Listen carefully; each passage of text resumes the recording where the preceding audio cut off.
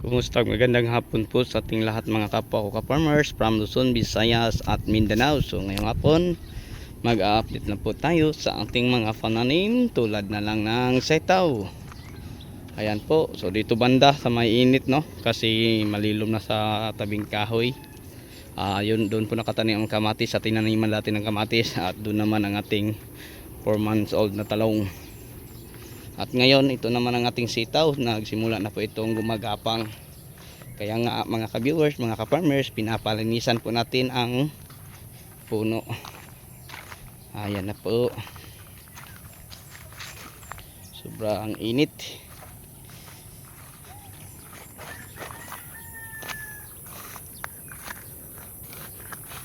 Pahinga sa Brad, pahinga sa itamak lagbalik sa puno ng sagbot.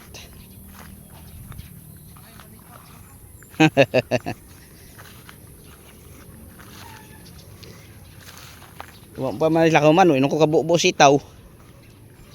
Ko gitanga-tangan ako lang mahuman. Ayan na po, no. Okay, so, sobrang init lang. Kaya nga araw-araw kaming nagdidilig ng tubig. So ito lang po ang ating gapangan na na-install, oh. Yan. So binubunot lang natin ang damo at binalik sa puno. So pag mataas na to, pwede na natin to isprayhan ng pandamo, yung contact lang na herbicide kagaya ng Bariton. Pwede dito.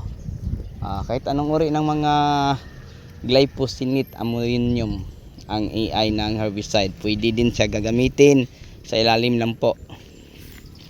Kahit matamaan pa ang mga dahon sa ilalim, walang problema. Okay, yun lang po, no, mga ka-viewers, mga ka-farmers, ang may update at may share ko po sa inyo sa tanim natin na sitaw. Okay, so sa inyong lahat, hanggang dito na lang. Kung may mga tanong mo kayo tungkol sa mga fertilizer, sa kahit anong uring man ang ating mga pananim, pwede nyo bisitahin, no, ang ibang video natin, kasi marami na po tayong upload tungkol dyan sa mga insecticide sa bagong tanim, sa mga insecticide sa whitefly, sa fruit shoot borer sa talong, o kahit anong uri, no, ng mga insekto, meron na po tayo. Pati sa mga fungus na umaatake at virus, meron na po tayo. Okay, so sa inyong lahat, hanggang dito na lang. Maraming salamat po sa inyong walang sawang pagsuporta. Hanggang sa uli, ako na po Pigalan. Thank you for watching. Bye bye.